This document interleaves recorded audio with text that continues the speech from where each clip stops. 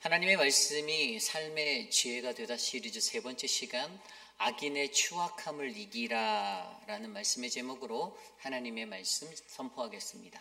악인의 추악함을 이기라.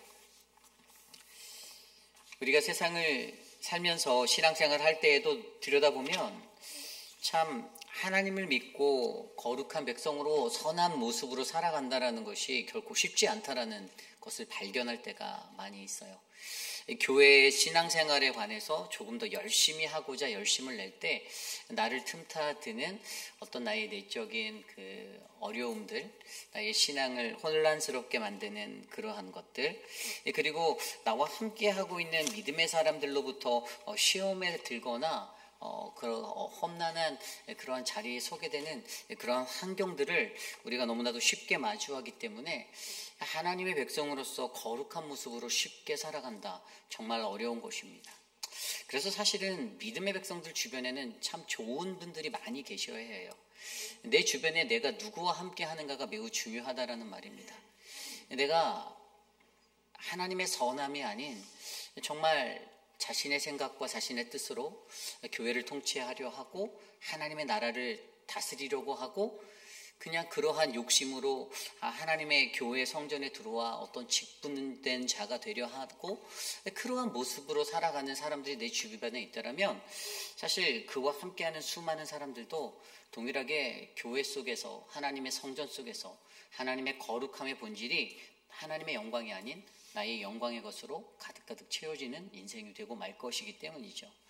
그래서 여러분, 저와 여러분 우리 모두의 삶 가운데는요, 여러분 우리가 연약하여서 우리가 가지고 있는 나의 그 연약함의 자리에 세상 가운데서 넘쳐나는 하나님으로부터 우리를 떨어뜨리고자 하는 그 악한, 그 추악한 악의 방해와 회방들을 잘 이겨내고 하나님의 견고한 사람으로서 이 땅 가운데서 믿음으로 하루하루 신실하게 잘 살아가야 하는데, 그것이 바로 오늘 말씀 에스라 4장 11절에서 24절까지의 말씀이 어떻게 우리가 이 땅에서 그 악인들이 갖고 있는 추악함의 모습들, 그들이 가진 겉모술수를 다하고 수만 가지의 것들로 우리를 하나님으로부터 떨어뜨리려 하나, 우리를 방해하나, 하나님의 거룩한 성전이 되기 위한 우리들의 행진이 어떻게 멈춰지지 않고 하나님께 온전히 드려질 수 있는가. 오늘은 에스라 4장의 말씀을 통해서 그러한 이야기들을 함께 나누어 보려 합니다. 저와 여러분들 사이에 오늘 주시는 이 귀한 말씀 속에서 하나님이 우리에게 어떻게 하면 우리가 악인의 추악함을 이길 수 있는가, 이것에 대해서 깊이 있게 묵상하시는 저와 여러분들 되시기를 간절히 축복합니다. 오늘 첫 번째로 악인의 추악함을 이기라 우리에게 말씀하시는 첫 번째 말씀은요, 우리는 하나님의 백성으로서 하나님의 백성의 언어를 가져야 한다입니다. 우리는 하나님의 백성의 언어를 가지셔야만 합니다. 오늘 말씀 11절부터 그 이후에 16절까지의 말씀에 보면 이 성벽 건축에 대한 상소문이 올라오는 이야기가 나와 있어요. 그런데 여러분, 이 이야기가 에스라 4장에 나오는 이 이야기가 사실 시대적으로 보았을 때는 1차 포로기에서 귀환하여 돌아왔던 수룹바벨의 성전을 재건하고자 하는 그 시대와는 조금 동떨어진 시대의 이야기가 갑자기 삽입되어져 있는 거예요. 그러니까 4장, 오늘 아침에 4장 7절부터 아닥사스다 왕이 등장하는데, 이 아닥사스 왕은요, 여러분, 우리가 오늘 묵상하고 있는 이 에스라서의 이 페르시아라는 제국의 5번째 왕입니다. 5번째 왕. 그러니까 우리가 고레스 칙령을 선포했던 그 왕, 키루스 2세라고 하는 고레스 왕이 첫 번째 왕이었고요. 그 왕은 BC 559년부터 529년까지 있었는데, 사실 고레스 칙령이 BC 538년도에 선포되었잖아요. 그리고 이 사람의 뒤에 이었던 사람이 우리가 다리오라고 알고 있는 캄비세스 2세예요. 그런데 그 사람이 529년부터 529년까지 이 사람이 다스릴 때, 그런데 이 사람 외에 세 번째 왕이 다리우스 1세라고 하는, 또 성경에서는 다리오라고 불리거든요. 똑같은 다리오가 두 명이 나오는데 그 사람이 522년부터 486년도까지 이 두 번째, 세 번째 왕이 다스리게 됩니다. 그리고 네 번째 왕이 크세로크스라는 그 1세라고 불려지는 그 왕이었고요. 다섯 번째 왕이 바로 오늘 말씀의 아닥사스다 왕인데, 이 사람은 BC 464년부터 BC 424년까지 다스렸던 왕이에요. 정확히 이것을 좀 더 디테일하게 설명드리면, 오늘 말씀 속에서 이 성벽 건축에 관한 이야기는요, 2차로 포로를 데리고 나왔던 에스라 앞에 직전에 이루어졌던 일들이고요. 에스라 때는 이미 이 성벽도 어느 정도 재건되었던 때의 이야기입니다.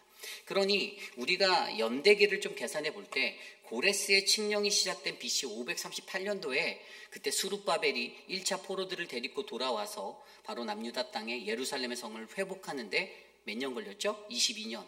정확히 성을 진 건 4년밖에 안 되지만 중간에 사마리아 사람들이 18년의 방해가 있어서 22년. 그래서 성전은 538년부터 516년까지 지어져서 516년에 이미 완공되어져 있었고, 갑자기 오늘 말씀에서 등장한 이 성벽 건축의 이야기는 그로부터 1차 포로가 돌아왔던 537년부터 정확하게 79년 뒤인 458년도에 에스라가 몇백 명의 사람들을 1700 얼마의 사람들을 데리고 돌아왔던 그 이야기, 그 중에 오늘 성벽 건축에 관한 상소문이 올라왔던 그 에스라 시대 그쯤 그 뒤의 이야기들이 갑자기 오늘 말씀에 삽입되어져서 나오고 있다는 사실들을 저희가 염두하시고 우리가 이 말씀을 묵상해야 한다는 것입니다. 그런데 보면요, 오늘 말씀에서 갑자기 이 이야기가 등장하는데 이 이야기의 핵심은 무엇이냐? 그것은 상소문이 올라왔다는 거예요.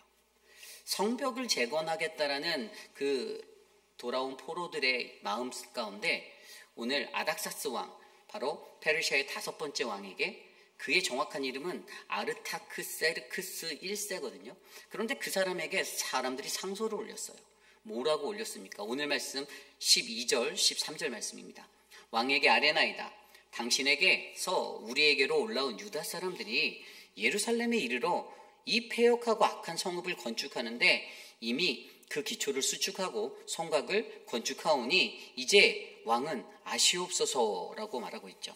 그 뒤에도 보면 만일 이 성읍이 건축하고 그 성곽을 완공하면 저 무리가 다시는 조공과 관세와 통행세를 바치지 아니하리니 결국 왕들에게 손해가 되리라. 14절입니다. 우리가 이제 이 왕궁의 소금을 먹음으로 왕이 수치당함을 참아보지 못하여 사람을 보내어 왕에게 아뢰오니 15절 왕은 조상들의 사기를 살펴보시면 그 사기에서 이 성읍은 패역한 성읍이라 예로부터 그 중에서 항상 단역하는 일을 행하여 왕들과 각 도의 손해가 된 것을 보시고 아실지라 이 성읍이 무너짐도 이 때문이 아니니까. 16절입니다. 이제 감히 왕에게 아뢰오니 이 성읍이 중건되어 성곽이 준공되면 이로 말미암아 왕의 강 건너편 영지가 없어지리이다 하였더라. 아멘. 이 이야기에서요, 우리가 주목해서 볼 수 있는 두 가지가 있어요. 그것은 악한 사람들이 어떠한 기법을 사용하여서 이 왕을 현혹하고 있는가를 우린 들여다볼 수 있는데, 좀 전에 읽었던 13절에 왕의 재정적 송씨를 강조하고 있는 첫 번째 말의 기법을 볼 수가 있고요. 두 번째 기법은 15절에 나와 있는 대로 남유다가 반역성을, 너무나도 강한 반역성을 가진 그런 남유다 사람들의 존재성에 대해서 역사를 찾아봐라, 역사를 들여다보면 그들이 어떻게 멸망했고 그들이 역사 속에서 얼마나 바벨론에게 또 그 주변의 제국들에게, 얼마나 큰 나라들에게 반대하고 반항하며 살았던 그러한 인생이었는지를 너희가 찾아볼 수 있을 거야 라고 말하며 그들을 유혹하고 있다는 것입니다. 이 아닥사스다 왕에게 이러한 말로 그 남유다의 백성들, 오늘 예루살렘에서 이 성전을 건축한 그 성벽들을 건축하려고 하는 이 사람들을 그냥 말로써 간단하게 패역한 자들로 만들어버리고 그렇게 살고 있는 이 모습을 오늘 말씀 우리에게 주목해서 보여주고 있죠.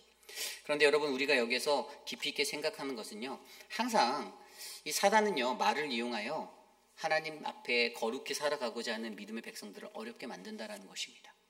여러분들의 삶도 한번 돌아보십시오.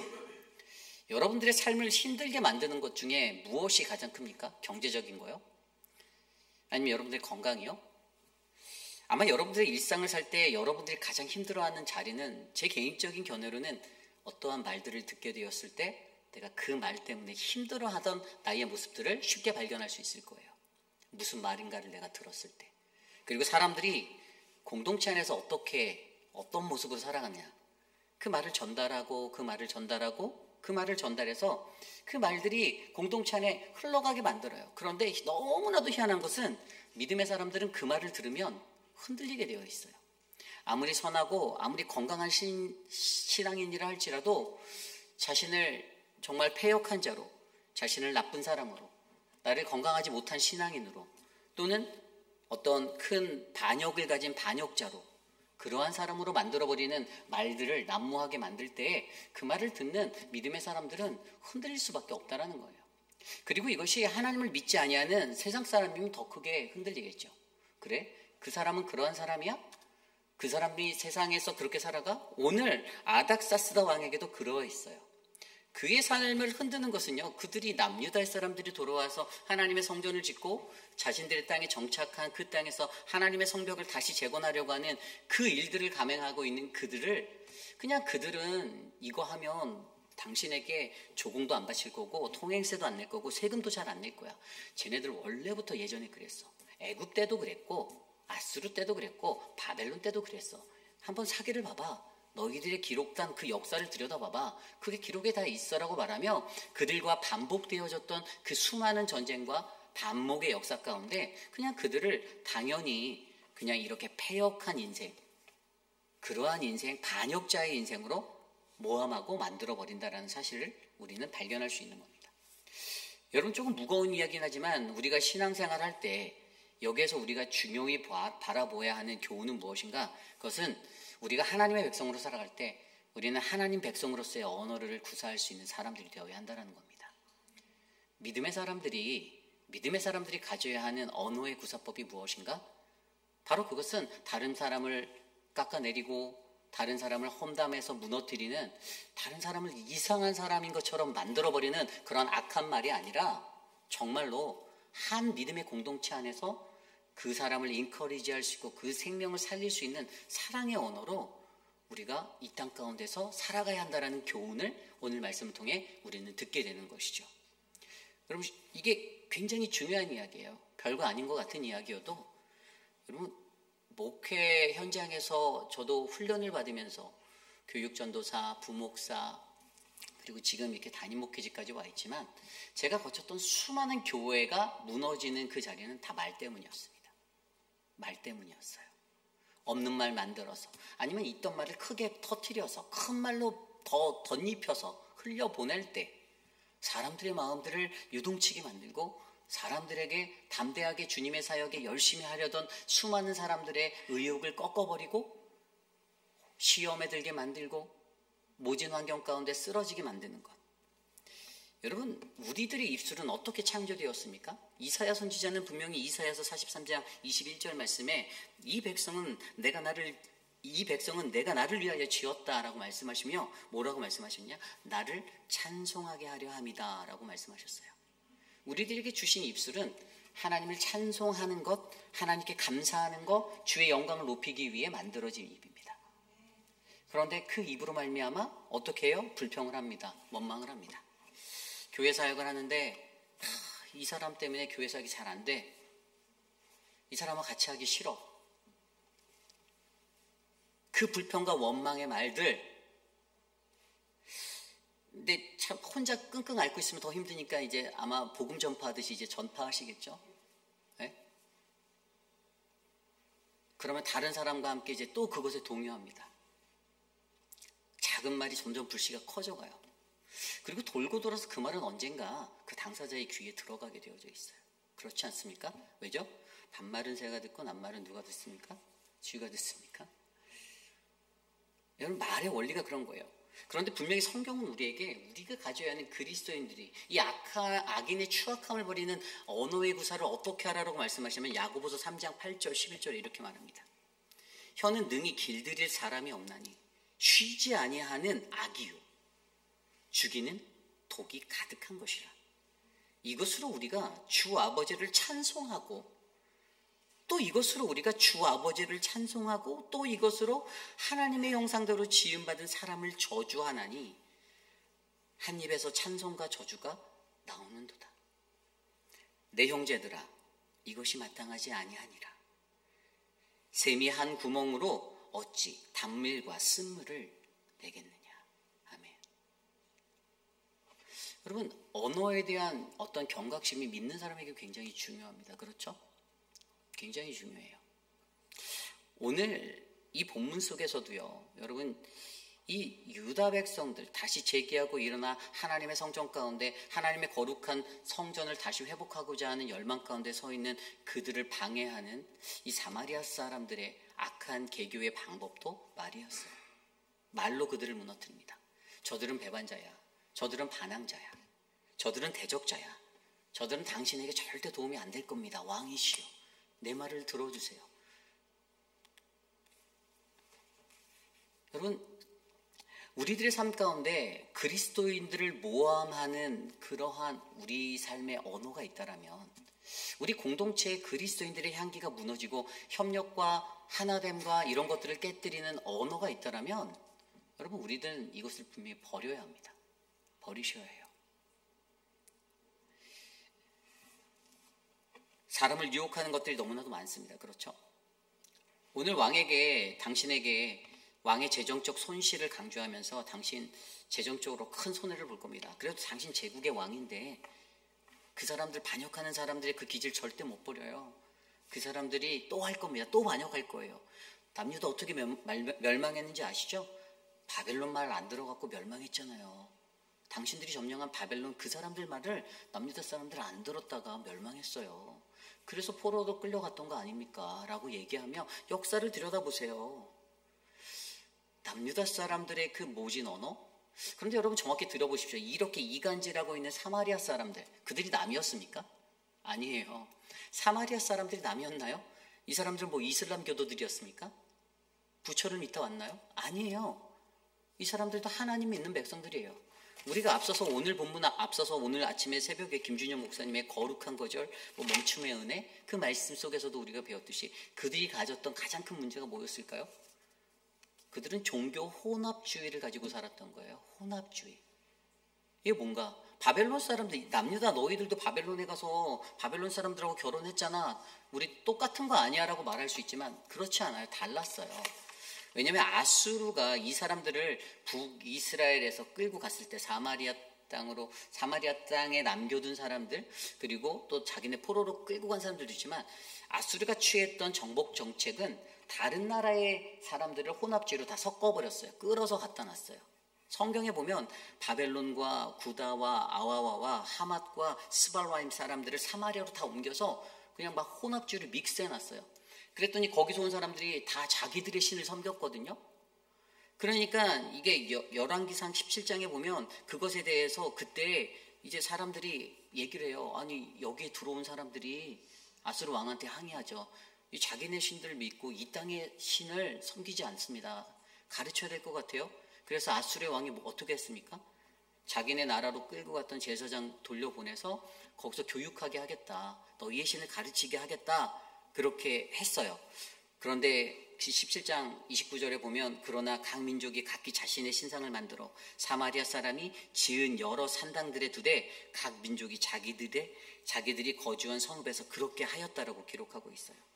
그러니까 그 사람들은 절대로 그곳에서 아무리 종교적으로 하나님에 대해서 가르치고 해도 그 이방신의 사람들이 그 땅에 들어와 살게 됐을 때는 그들은 절대로 그것들을 배우지 않고 하나님을 받아들이지 않았다라는 거예요. 결국에 자신의 민족의 풍속대로 자신의 신들을 그대로 섬겼던 그러한 사람들. 근데 그것을 뭐라고 표현했냐면 이 열왕기상 이 말씀에 보면 17장 33절 마지막에 보면 이와 같이 그들이 여호와도 경외하고 또한 어디서부터 옮겨왔든지 그 민족의 풍속대로 자기의 신들도 섬겼더라. 간단히 말해서 양다리 걸쳤다 이겁니다. 이게 종교 혼합주의예요. 세상도 섬기고 하나님도 섬기고 교회도 나가고 절도 한 번씩 가보고 그것들 때문에 어떻게 됐어요? 오늘 새벽 말씀에 그들의 제안을 같이 하자라는 것들을 거절했잖아요. 그냥 거절한 게 아니라 그들이 가지고 있었던 혼합주의적인 그 생각과 가치관, 그 종교적인 신앙심, 그들의 삶은 그냥 다 혼합주의, 다 믹스되었던 거. 우리는 분명히 여호와 하나님 한 분만 바라보고 가라고 말하는데 그렇게 살지 못했던 그 사마리아 사람들. 근데 오늘 그들이 어떡합니까? 그들이 하나님을 믿는 그 같은 동족들, 그들의 이 삶의 현장에 들어와 이간질합니다. 저 사람이 얼마나 반역자이고 얼마나 당신을 해롭게 할 사람들인지를 보라는 거예요. 여러분, 오늘 저와 여러분들 우리들의 삶 가운데서도 여러분, 우리가 말을 이용하여 우리 공동체를 어지럽히고 우리들의 삶에 하나님의 거룩함을 깨뜨리는 이 말의 완악함들을 벗어버리시기 원합니다. 저와 여러분에게 필요한 것은 하나님의 백성으로서의 언어를 가지셔야만 합니다. 하나님의 백성으로서의 언어를 가지셔야 돼요. 세상에 불만이 있는 사람이 있다고 해서 그 교회를 평가하면, 여러분 한 가지 말씀드리면, 다른 교회를 가도 그러한 생각을 갖고 가시는 분들의 마음 가운데 드는 사람은 단 한 명도 없을 것입니다. 어디 교회를 가도 똑같을 거예요. 자신 있다고 생각하시는 분은 해보시면 돼요. 없습니다. 그냥 이곳에 주어진 우리 한 가족들을 하나님의 말씀 안에서 주신 믿음의 형제요 자매로 받아들이고 함께 서로를 양보해가고 서로를 이해해가며, 그리고 하나님의 때를 기다리는 것, 가장 아름다운 말의 언어를 가지고 우리의 입으로, 한 입으로는 주님을 찬송하며 다른 한 입으로는 지음받은 사람을 저주하는 이러한 말의 악함의 원형들이 우리들의 삶이 아니라, 말로서 한 사람을 살릴 수도 있고 말로서 한 사람을 죽일 수도 있잖아요. 바로 저와 여러분들의 그 삶 가운데서 악인이 가지고 있는 이 말의 추악한 모습을 우리가 이겨 우리는 하나님 백성으로서의, 악인들이 가지는 이 언어 구사법들을 이겨낼 수 있는 하나님 백성으로서의 언어를 소재하는 저와 여러분들이 되시기를 간절히 축복합니다. 이것이 바로 오늘 말씀의 첫 번째, 악인의 추악함을 이기라, 바로 우리는 하나님 백성의 언어를 가져야 한다입니다. 예수님도 그렇게 말씀하셨잖아요. 마태복음 1장 11절에 입으로 들어가는 것이 사람을 더럽히는 것이 아니라 입에서 나오는 것이 사람을 더럽게 한다라고 말했습니다. 한 번 더 말할 때 생각하고, 한 번 더 말할 때 생각하고, 더 생각하고, 건강하게 다른 사람을 존중해가고 다른 사람들을 인정해가고 함께 아름답게 세워져가는 믿음의 공동체가 저는 우리 모든 회입비라니 장로교회 모든 교우들의 삶이 되시기를 기도드립니다. 오늘 두 번째로 악인의 추악함을 이기라. 두 번째 말씀은요, 우리는 항상 우리 자신이 무엇을 가장 염려하는지를 돌아보아야 한다는 것입니다. 우리는 항상 우리 자신이 무엇을 가장 염려하며 살아가는지를 돌아보셔야만 합니다. 오늘 말씀 17절 이후에 보면요, 이 아닥사스 왕이 회신을 보내요. 근데 이 회신을 읽어다 보면 17절에 왕이 방백 르훔과 서기관 심세와 사마리아에 거주하는 그들 동관들과 강 건너편 다른 땅 백성에게 조서를 내렸다라고 말합니다. 그리고 이 조서의 내용이 뭐였습니까? 19절에 보면 그 내용이 나오는데, 이 성읍이 예로부터 왕들을 거역하며 그 중에서 항상 패역하고 반역하는 일을 행하였으며, 20절 옛적에는 예루살렘을 다스리는 큰 군왕들이 있어서 강 건너편 모든 땅이 그들에게 조공과 관세와 통행세를 다 바쳤도다. 21절 이제 너희는 명령을 전하여 그 사람들에게 공사를 그치게 하여 이 성을 건축하지 못하게 하고 내가 다시 조서 내리기를 기다리라. 22절 너희는 삼가서 이 일을 게으르지 말라. 어찌하여 화를 더하여 왕들에게 손해가 되게 하랴 하였더라. 아멘. 여러분, 이 말씀을 보면 19절에 완전히 세기의 반역자로 남유다를 그냥 선포해버리고 확정지어버립니다. 그리고 그 결과는 21절에 보았던 대로 공사를 중단시키는 것이죠. 그리고 22절에 덤으로 신속히 전하라는 거예요. 이 말을 빨리 퍼뜨려라. 신속하게 이걸 행해라. 왜냐하면 그 이유가 22절에 뭐라고요? 어찌하여 화를 더하여 왕들에게 손해가 되게 하라. 어떤 화가 있어서 그들이 손해를 본다고 말할까요? 이것이 바로 20절을 보면요, 조공 거부에 관한 이야기예요. 옛적에는 그들이 조공 바쳤는데, 그러니까 그 악한 사마리아 사람들, 그 악인들이 와서 말했던 것들대로 그냥 믿은 거예요. 그러니까 아닥사스다 왕이 그 말에 그냥 홀딱 넘어간 겁니다. 그래서 자신의 왕의 재정의 손실을 우려하는 그의 마음이 어떻게 됐어요? 결국 그들을 반역자, 패역한 자도 그냥 선포해버리고 모든 그들이 하는 모든 공사를 다 멈추게 하였다라는 것이 바로 오늘 이 후반부의 이야기예요. 여기에서 19절에도 들여다보면요, 강조되었는 그들의 패역, 이 반역의 모습, 결국 이것들 때문에 왕에게는 결과적으로 저항하게 될 것이고 자신은 금전적 손해를 입게 될 것이다라고 한 이 자세, 이 모습이 바로 오늘 왕이 가지고 있는, 왕이 몰두하고 있는 그의 관점, 그의 염려였습니다. 왕이 걱정한 것은 단 한 가지였습니다. 왕으로서 거둬들일 수 있는 재정의 물질의 피해가, 경제적 손실이 내게 올 거다라는 것을 머릿속으로 계산하게 되었죠. 그런데 여러분, 이 이야기가 우리에게 무엇을 말합니까? 과연 오늘 이 시대에서 신앙생활하고 살아가는 우리들은 무엇을 가장 염려하고 살고 있는가에 대해서 조명해 보라는 거예요. 오늘 그 왕이 물질적인, 경제적인, 재정적 손실을 우려하며 이 일을 처리하는 이 장면들을 바라보고 과연 우리가 하나님 나라의 사역을 감당할 때 과연 나를 염려하게 하는 것, 내가 가장 염려하고 있는 그 무엇 때문에 하나님 나라의 사역에 방해가 되고 그것들을 회방하는 그러한 일들이 일어나게 된다면 여러분, 우리의 삶 가운데서 우리는 그러한 것들을 지워버려야 한다는 것이죠. 오늘날 우리의 삶 가운데 저와 여러분들, 우리가 가장 염려하는 것은 무엇입니까? 내가 가장 두려워하고 떨리게 하는 나의 삶을 가장 두렵게 만드는 것은 무엇입니까? 사람들의 시선입니까? 사람들이 나를 어떻게 바라볼까? 사람들이 나의 이러한 모습을 어떻게 생각할까? 우리가 신앙생활 할 때 나 스스로의 염려 때문에 내가 하나님을 온전히 섬기지 못할 때가 굉장히 많이 있습니다. 물론 그 기질과 성격에 따라 다 다르겠지만 아무래도 생각이 많으신 그런 내성적인 분, 그런 성향이 많으신 분들은 또 생각하고 또 생각하고 또 생각하고 몇 번을 생각하시는 아주 조심스럽게 나아가는 그런 인생을 사시기에 더 많이 그것들을 염려하고 사방으로 그것들을 들여다보고 입체적으로 그것들을 생각해보고 계산해보며 내가 이것을 해야 할지 하지 말아야 할지를 결정하는 그런 인생이기에 더 많이 염려할 수도 있습니다.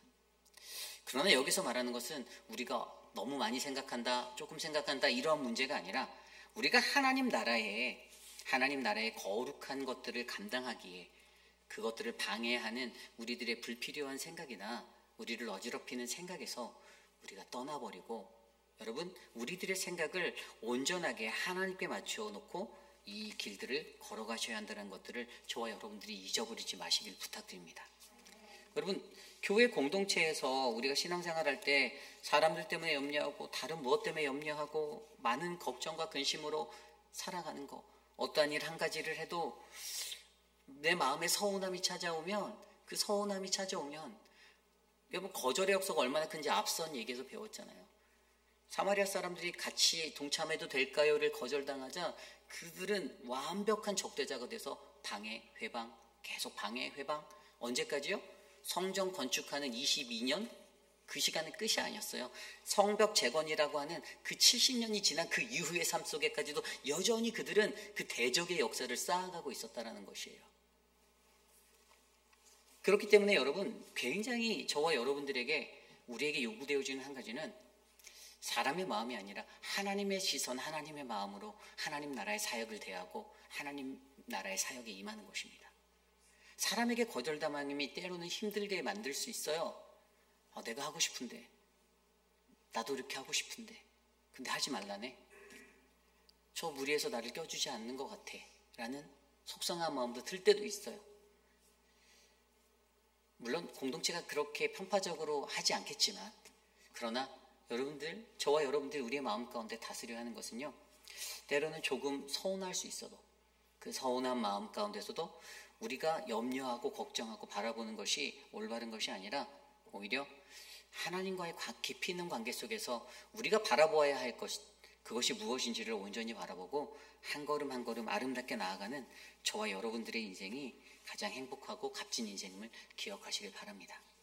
악인은 항상 우리들을 이러한 염려의 자리에 서게 합니다. 걱정하게 만들어요. 삶의 걱정, 수많은 걱정들로 덮습니다. 걱정이 태산이다라는 말이 있잖아요.